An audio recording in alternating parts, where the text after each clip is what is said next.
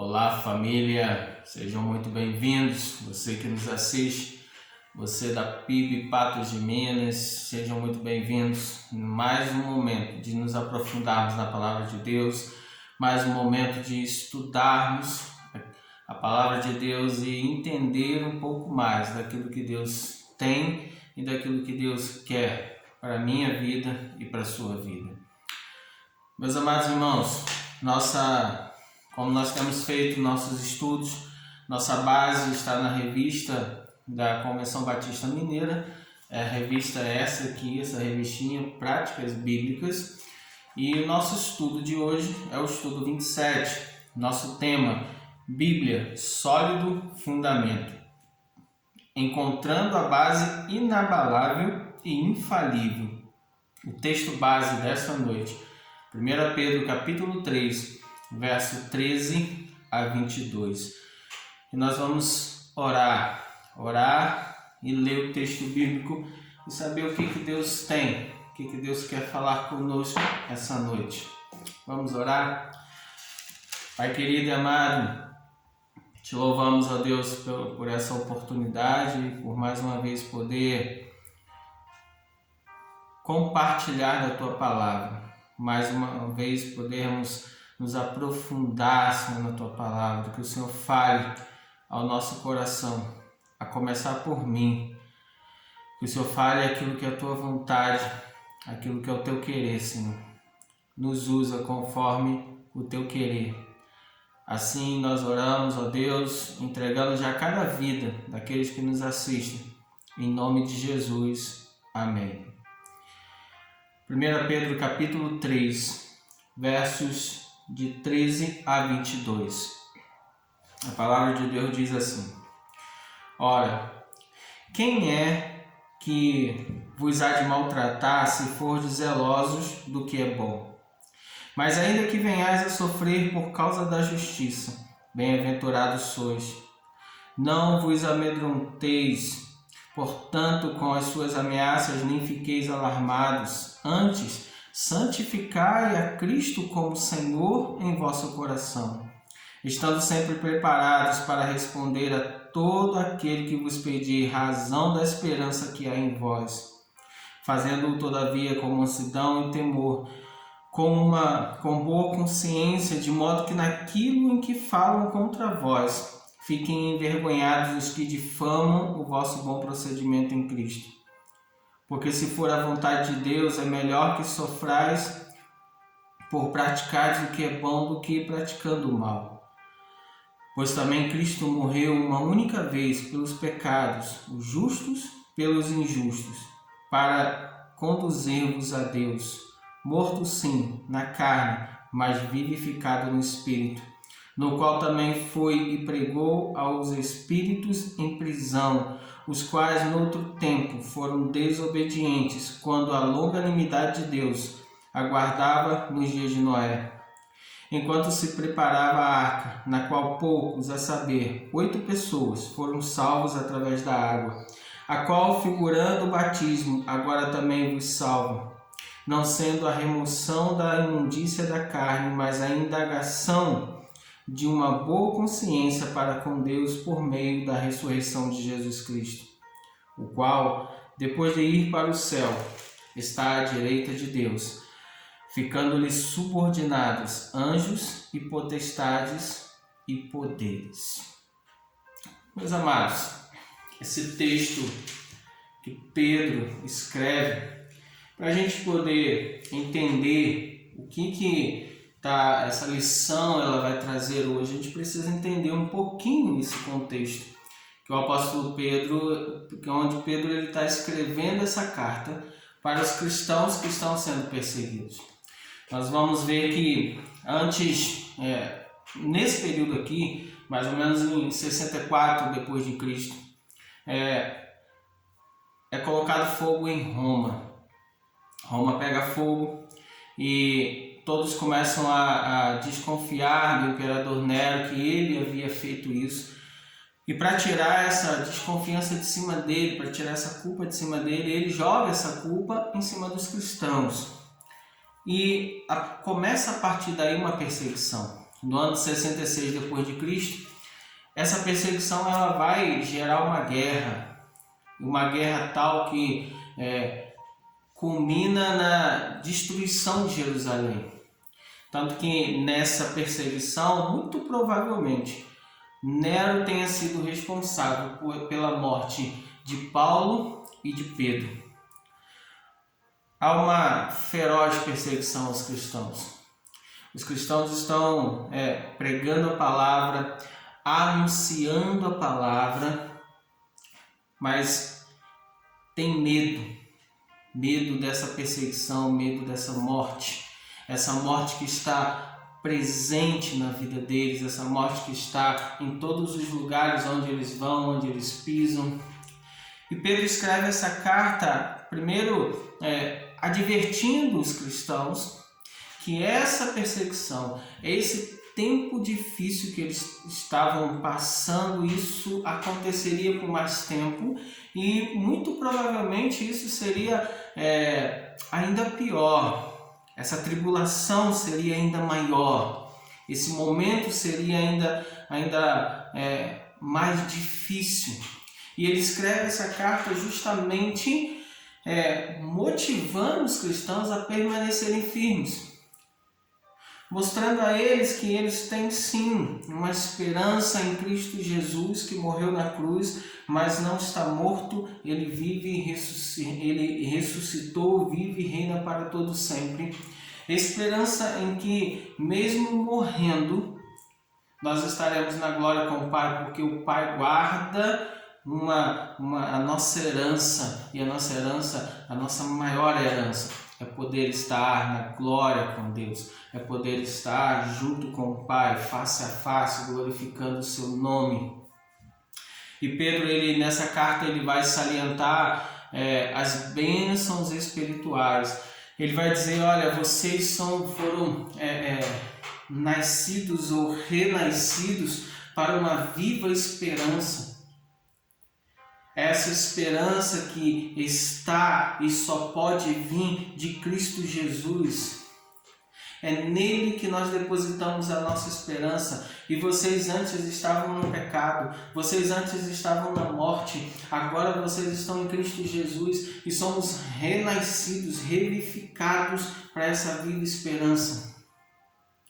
E esse renascimento espiritual nos obriga a nos afastar dos traços de caráter que são contrários ao amor de Cristo. Ele vem falar sobre a nossa conduta, ele vem falar sobre as nossas ações no dia a dia, o nosso caráter, como nós devemos agir no nosso dia a dia como cristãos, como servos, como discípulos de Jesus. E ele vem dizer, olha, esse renascimento espiritual nos leva obrigatoriamente a nos afastar desses traços de caráter que o mundo oferece. Vez ou outra a gente tem tentado dar um jeitinho, juntar as coisas do mundo com as coisas espirituais, as coisas carnais com as coisas espirituais. Vez ou outra a gente tem tentado dar um jeitinho, fechar os olhos e dizer não tem nada a ver, não tem problema. Mas a palavra de Deus, ela é bem clara quando ela fala da nossa conduta, quando ela fala do nosso caráter, quando ela fala das nossas atitudes. E Pedro vai dizer para aquele povo, olha, vocês são pedras vivas, edificadas em Cristo Jesus. Vocês são templos vivos que oferecem sacrifícios, mas sacrifícios de si mesmo, sacrifícios reais, perfeitos, mas sacrifícios de si mesmo, não de subir escadaria de joelhos, não de andar quilômetros,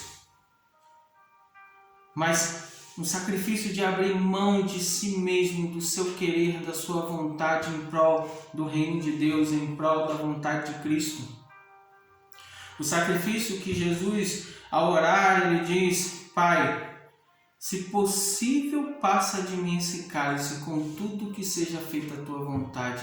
Um sacrifício pessoal que ele espera que cada um dos seus discípulos façam também no seu dia a dia, dizendo, Senhor, Eu não dou conta. Senhor, sozinho eu não consigo. Senhor, eu não consigo ir além daqui, mas que seja feita a tua vontade. Que não seja eu, que não seja o meu querer, que não seja a minha vontade, que não seja o meu ego, mas que seja feita a sua vontade. E Pedro vai dizer para eles: vocês são nação santa. Vocês são povo exclusivo, chamados pelo Senhor, chamados para ser sal e luz nessa terra, chamados para iluminar esse mundo em trevas. A palavra diz: o mundo jaz no maligno, o mundo jaz em treva, porque segue aquilo que o maligno semeia no meio da sociedade, no meio do mundo. E ele está dizendo: olha, vocês foram chamados para ser luz nesses lugares. Você tem sido luz nesse mundo. Eventualmente a gente chega em algum lugar e as pessoas olham para nós, olham para mim, para você. Será que elas veem Jesus Cristo? Será que elas veem algo diferente? Será? Será que nós estamos iluminando os lugares por onde nós passamos? Será que nós estamos refletindo Jesus Cristo por onde passamos? Ou nós estamos nos embreando nas trevas e nos fazendo um com essas trevas? E Pedro ele vai escrever acerca da conduta adequada que cada cristão deve ter na sua vida, na sua caminhada. Ele vai dizer: olha, vocês precisam ser diferentes, vocês precisam ser melhores, vocês precisam agir de forma que esteja entranhada com a vontade de Cristo. E para você agir da forma que é a vontade de Cristo, você precisa conhecer a vontade dele, você precisa conhecer a sua palavra. Por isso, o nosso tema de hoje: Bíblia, sólido fundamento, encontrando a base que é inabalável. Essa base, que é a nossa base, que é a base que a sociedade hoje, ela vem tentando dizer pra gente: olha, isso está ultrapassado. Olha, isso não serve mais, essa base de vocês não serve mais. A Bíblia já está ultrapassada, já foi escrita há mais de 2000 anos atrás. Foi para aquele tempo. Mas quando você começa a ler a Bíblia todos os dias, quando você começa a ler a Palavra de Deus, você vai perceber que ela é viva e eficaz. E todos os dias ela traz algo novo para você. Ela é atual. Ela é atual porque fala de tudo o que está acontecendo na sociedade, fala de tudo o que vai acontecer na sociedade, fala de tudo aquilo que Cristo quer e espera de cada um de nós. Caráter, atitude que glorifique o nome do Senhor, a ação que renda graças ao Senhor, e não simplesmente o meu querer, e não simplesmente a minha vontade. E essa lição ela começa na sua introdução dizendo que o cristão vive com o propósito de ser sal e luz do mundo, refletir os valores do reino de Deus com a sabedoria divina.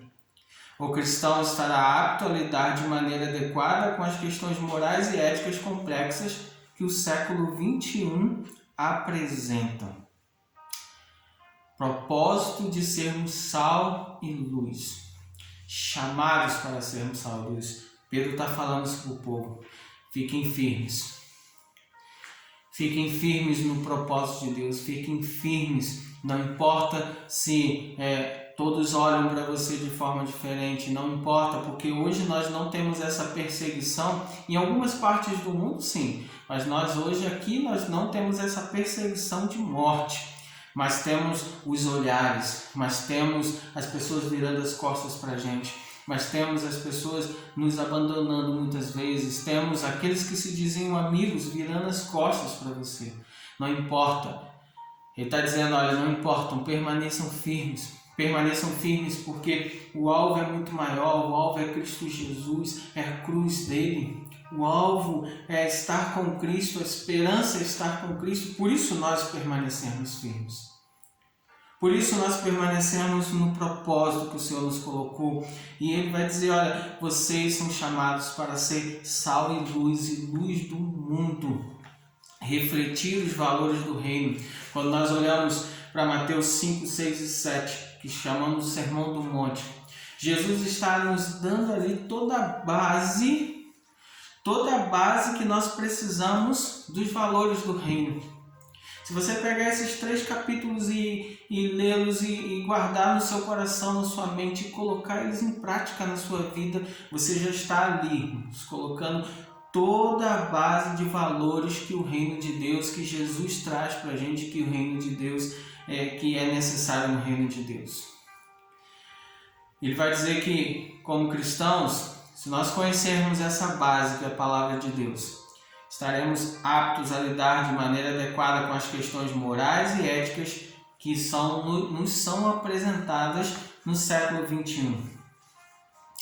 Pensem só, irmãos.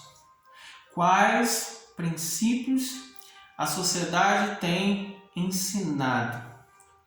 Quais princípios a sociedade tem ensinado através das mídias, através das redes sociais? Quais os princípios que ela tem ensinado aos seus filhos, à sua família?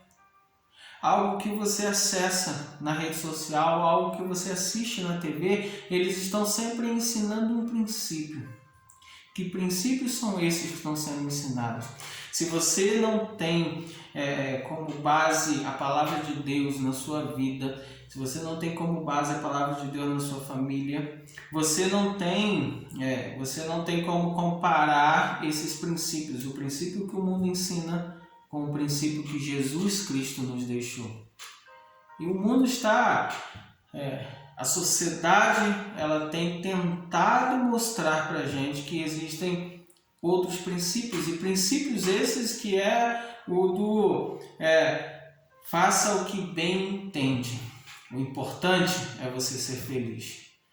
Faça o que der na sua telha, o importante é você ser feliz. Ninguém pode falar nada de ninguém. No entanto, todos falam dos cristãos. No entanto, todos atacam os cristãos. Mas nós não podemos muitas vezes falar da palavra de Deus, que nos ensina os princípios de Jesus Cristo, princípios esses que já vêm desde muitos séculos. E que agora a gente tem que muitas vezes nos é imposto engolir determinados princípios.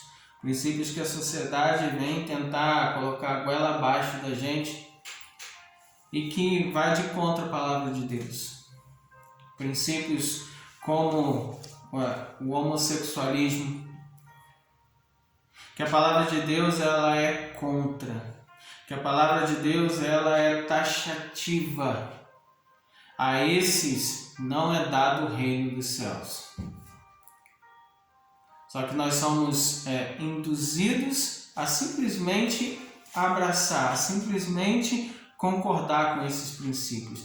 O que estão ensinando para os seus filhos, para a sua família? Que princípios você tem passado para os seus filhos?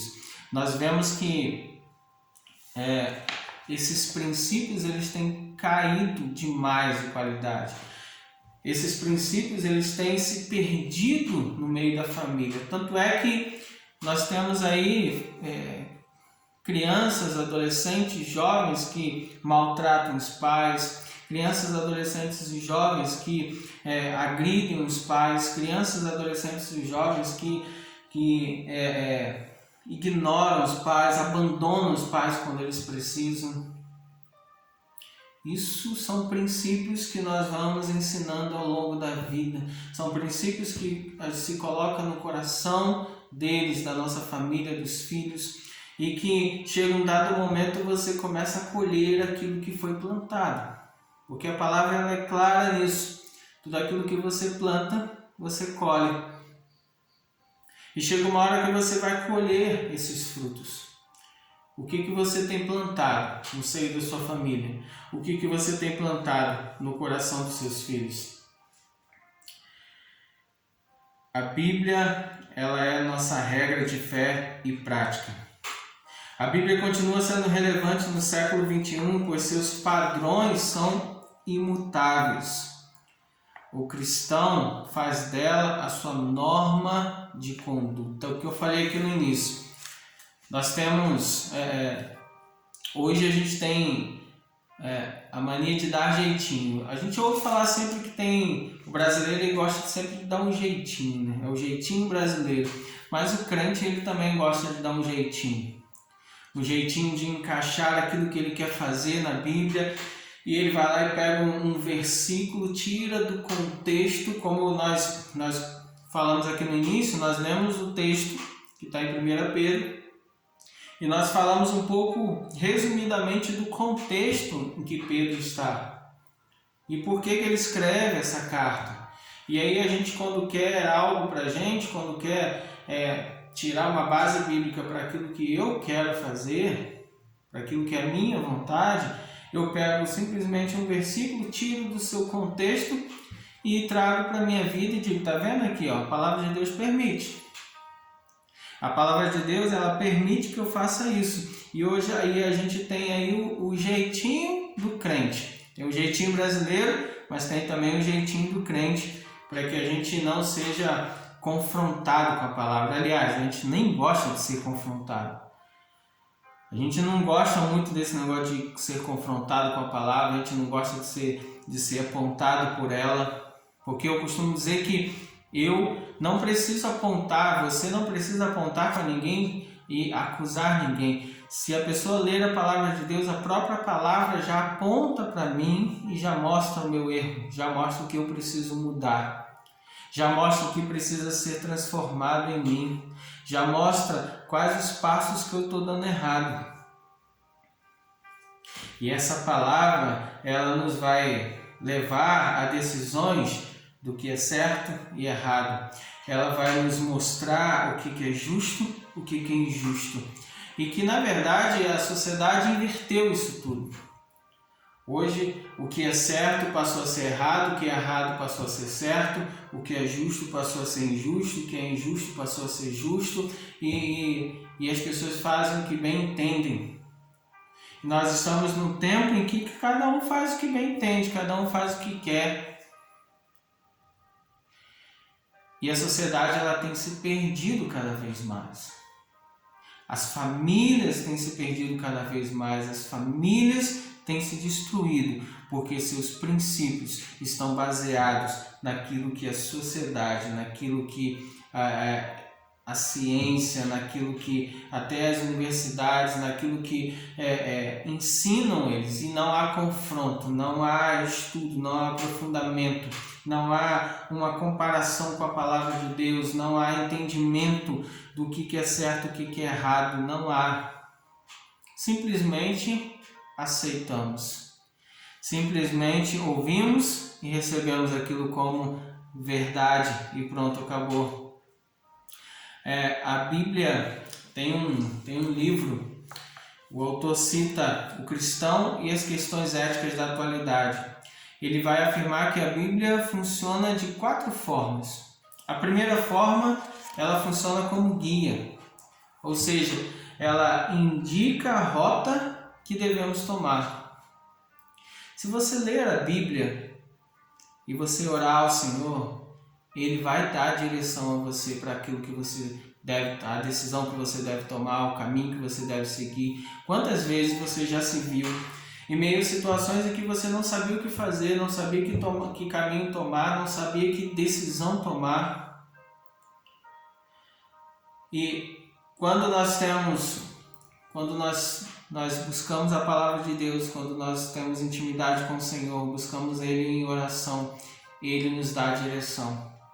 Ele nos direciona. Essa é a vantagem de servirmos a esse Deus maravilhoso, que nós o temos como Senhor, e não só como Senhor, mas nós o temos como nosso guia, que vai nos direcionar pelo caminho que devemos ir. Ainda que esse caminho nos leve aí a perseguições, ainda que esse caminho nos leve aí a tribulações, ainda que esse caminho nos leve a momentos difíceis, sim. Mas em todo o tempo Ele vem renovar essa esperança esperança no nosso coração. Em todo o tempo Ele vem renovar a paz que excede todo entendimento no nosso coração e na nossa vida, e nos dar a certeza de que nós não estamos sozinhos, de que Ele está conosco.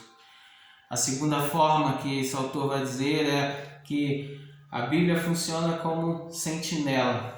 Ela nos adverte contra decisões ou caminhos errados a serem evitados.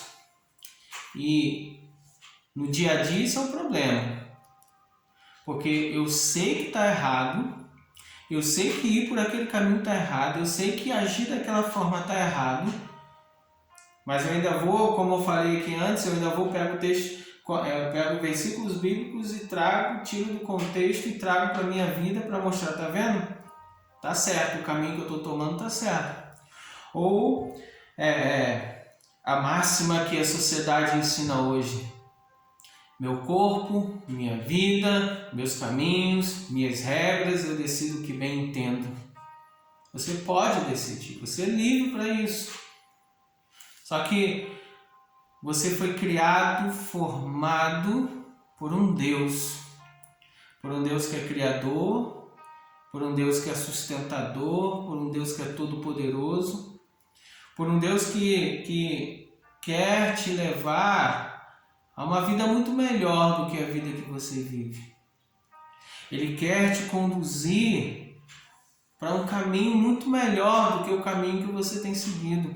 Ele quer advertir você quando você começar a tomar caminho errado. Ele quer advertir você e dizer: não vai por aqui não. Não vai por aqui não, porque esse caminho não é um caminho bom para você. Ele quer advertir você. Ele quer caminhar junto com você, porque Ele te criou, Ele te formou, Ele te colocou nesse mundo, mas não para você andar sozinho. Não para você estar sozinho. Não para você se sentir abandonado. Mas Ele está com você aqui dizendo: eu estou com você e eu estou até o último dia. Terceiro, ele vai dizer que a palavra ela é uma bússola para a gente. Ela nos ajuda a obter orientação correta. Como você está no meio de uma floresta, como você está muitas vezes no meio do mar, e você precisa de uma bússola para poder tomar o rumo certo. A palavra de Deus é a nossa bússola para poder nos dar o rumo certo. Esse rumo que nos leva de volta para os nossos lares, de volta para o nosso lar. Porque Jesus, quando Ele vai para o céu, Ele diz: eu vou, mas eu vou preparar lugar para vocês. Porque na casa do meu Pai há muitas moradas. E a palavra de Deus nos ensina que o nosso espírito veio de Deus e voltará para o Senhor. Seja para estarmos na glória com Ele, seja para julgamento. Nosso espírito voltará para o Senhor. E muito melhor é voltar para estar na glória com o Senhor, voltar para casa. Porque se nós viemos de lá, nós retornaremos para lá. Retornaremos para a nossa casa, nosso lar. E o Pai, ele vai estar ali como na parábola do filho pródigo. A porta esperando para quando você retornar, Ele te abraçar e dizer: seja muito bem-vindo.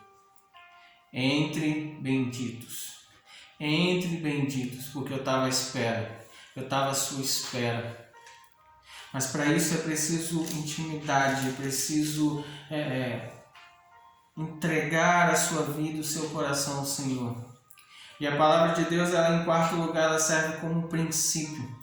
Ela reúne as ideias abstratas que se resumem em vários exemplos nela mesma. Ela nos traz princípios, principalmente quando Jesus vai falando em parábolas. Ele vai nos ensinando princípios para a nossa vida, princípios que vão reger a nossa vida no dia a dia. Por isso nós cremos sim que a palavra de Deus, a Bíblia, ela é a palavra de Deus em língua humana, escrita, permitida pelo Senhor, escrita, inspirada pelo Espírito Santo para ser escrita, para falar ao nosso coração, ao meu, ao seu coração. Olha o que o salmista diz no Salmo 119, verso 34. Salmo 119, verso 34. Dá-me entendimento e guardarei a tua lei, de todo o coração a cumprirei. Dá-me, Senhor, entendimento e eu vou guardar a tua lei, e de todo o coração eu vou cumprir, porque eu sei que essa é a sua vontade, porque eu sei que é isso que eu devo fazer, guardar a tua lei no meu coração, guardar a tua lei, os teus princípios, os princípios que o Senhor nos deixou na tua palavra, para superar essa religiosidade sem sentido que a gente vive, de subir escadas de joelho, de andar quilômetros pagando promessa, de tomar copo com água ungida, de dar 100 para receber 200. Essa religiosidade que coloca cargas pesadas no nosso ombro, que a gente fica achando que a gente está sempre precisando fazer algo, porque se eu não fizer algo, eu não vou entrar no céu. Se eu não fizer algo, eu não vou conseguir entrar na glória nunca. Se eu não ajudar alguém com a cesta básica, eu não vou conseguir. Se eu não ajudar uma pessoa que está passando necessidade, Deus não vai me aprovar. Essa religiosidade sem sentido, essa religiosidade ritualística, em que se você não fizer o rito, você está em pecado. Se você não participar de um momento ritual, você está em pecado. Ou se você passar 1 mês, 2 meses, 3 meses sem aquele momento ritual, você está em pecado. Isso é uma base de uma religiosidade que nós precisamos superar, e só vamos superar essa religiosidade em Cristo Jesus e através dele, porque Ele quer trabalhar na minha vida e na sua vida para a gente superar essa religiosidade, para que a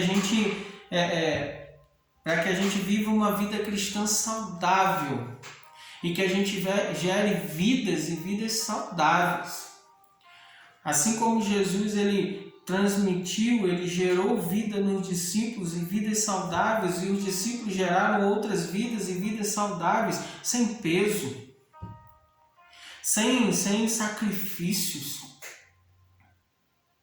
O próprio Deus diz, olha, se vocês entendessem o que eu quero misericórdia e não sacrifício, vocês praticariam. E vocês não ficariam vivendo essa vida religiosa sem sentido. O próprio Deus fala para o povo, olha, eu não aguento mais não aguento mais essa religiosidade de vocês. O tempo inteiro vem trazendo sacrifícios, o tempo inteiro vem trazendo coisas para mim. Eu não quero isso. Eu quero o seu coração. Eu quero a sua vida. Eu quero que você busque a minha palavra. Eu quero que você me busque em intimidade. Eu quero que você reflita os valores do reino. Eu quero que você reflita a ética do reino. Eu quero que as pessoas olhem para você e vejam algo diferente, vejam transformação, vejam vida, e essa vida seja gerada na outra vida. Essa vida que vem de Cristo Jesus. E como a palavra de Deus também nos serve como construção ética e moral. E aí a gente destaca que Deus ele nos criou como seres morais. Tanto é que se você parar para prestar atenção, uma criança ela já tem um quê de entendimento do certo e do errado. Quando você pega uma criança que a gente acha que não tem entendimento nenhum, você fala para ela, não bota o dedo na tomada, ela sabe que não pode. Ou quando você fala, não faz isso, e ela quer fazer, ela vai lá e faz. ou quando a criança ela já aprende tão cedo a manipular os pais. Quando eu choro, eu ganho o que eu quero. Então eu choro para ganhar aquilo que eu quero. E ela aprende essa manipulação. Ela pode não saber, talvez, exatamente aquilo que ela está fazendo. Mas ela entendeu que se ela fizer, ela recebe a recompensa. Se ela fizer, ela ganha aquilo que ela quer. Se ela fizer, ela ganha algo. Da mesma forma, quando ela faz e você faz algo errado, e você a pune, você bate nela, ou você coloca de castigo, ela sabe que se ela fizer aquilo, vai ter algo ruim. Então, nós somos seres morais. Nós fomos criados assim. E, eventualmente, a cultura que nos cerca, ela vai construindo a nossa moralidade, construindo a nossa ética. A cultura que nos cerca, ela vai construindo aquilo que seremos. Seja, aí a gente vai partir do individual para o coletivo. A cultura que você vive dentro da sua casa, a forma como seus pais te criaram, com a palavra de Deus ou sem a palavra de Deus, a forma como seus pais te criaram, falando palavrão ou não falando palavrão, respeitando as pessoas mais velhas ou não respeitando as pessoas mais velhas, é o que você será, é o que você vai reproduzir na sua vida. E ele vai dizer que a moral socialmente adquirida refere-se ao conjunto de regras, padrões e normas assimilados numa sociedade por meio da cultura, da educação, do cotidiano e costumes, formado no ambiente social e familiar. Então esse padrão de ética e moral ele vai sendo formado na gente, a começar pela casa, a começar por aquilo que nos é ensinado dentro de casa, a começar pela nossa vivência, passando pela escola, passando pelo cotidiano, os amigos, aquelas pessoas que estão à sua volta, sejam parentes, sejam vizinhos, o que eles te ensinam, a forma como eles agem perto de você e o que você vê como normal. Por exemplo, você vê uma família onde o pai e a mãe usam crack. Os filhos eventualmente estão naquele meio ali e chega um dado momento que eles começam até a achar que aquilo é normal. Diversas crianças, diversos adolescentes, jovens, eles veem aquilo e percebem que não é bom para a vida deles e eles saem daquilo, saem fora daquela vida. Eles conseguem não entrar naquela vida junto com os pais. Mas quando você olha, quando ele vive naquele meio, ele vive naquela situação ali, eventualmente ele acaba se inserindo, porque ele acha que aquilo ali não tem problema, aquilo ali não tem nada a ver. Como você vive numa família que todo mundo xinga o tempo inteiro, você começa a viver aquilo dali como se fosse algo extremamente normal, como se fosse algo do cotidiano e que todas as outras famílias fazem a mesma coisa. E você começa a viver aquilo dali. E você começa a refletir aquilo dali no seu dia a dia. E aí partindo de uma construção moral e ética individual para uma construção moral e ética coletiva. Essa construção moral e ética, que é individual nos lares, mas que começa a ser refletida em vários lares, em diversos lares, ela em um dado momento ela se torna até lei. Lei para um município, lei para um estado, lei para um país. Lei essa que vai direcionar essa moral e ética, seja boa ou ruim aos nossos olhos, mas que partindo do individual chega ao coletivo e torna-se lei, e agora todos precisam seguir. Todos precisam se adequar a essa lei, todos precisam enxergar essa lei, todos precisam aceitar essa lei, porque se você for contra a lei, você pode até ser processado, preso, e todos precisam aceitar. A maior parte das leis em todo o mundo são baseadas na palavra de Deus. Nós temos como grande exemplo disso as leis americanas. são baseados na palavra de Deus. E como servos, como cristãos, a nossa regra de fé e prática, a nossa moral, a nossa ética, a nossa conduta, a lei que rege a minha vida, a sua vida, deve ser somente a palavra de Deus. É óbvio, Jesus ele nos ensina a cumprir a lei em todos os seus artigos, em tudo aquilo que é necessário. Você tem que cumprir a lei. Dai a César o que é de César. Se você tem que pagar imposto, pague o imposto. Se você tem que fazer as coisas de forma correta, faça de forma correta, porque isso é ética, isso é moral na sua vida. Mas a lei da palavra de Deus, nós a seguimos. Ninguém vai dizer, mas o que está na palavra, o que está na Bíblia é ultrapassado. Não, ela é atual. É atual. E se a palavra de Deus diz que a base da sociedade é a família tradicional, pai, mãe, filhos, essa é a lei que nós seguimos. Se a palavra de Deus diz que o homossexualismo, o Senhor abomina o homossexualismo, isso é o que a palavra de Deus diz, essa é a nossa lei.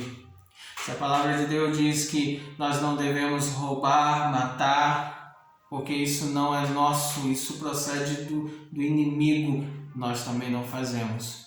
Ela é a nossa regra de fé e prática.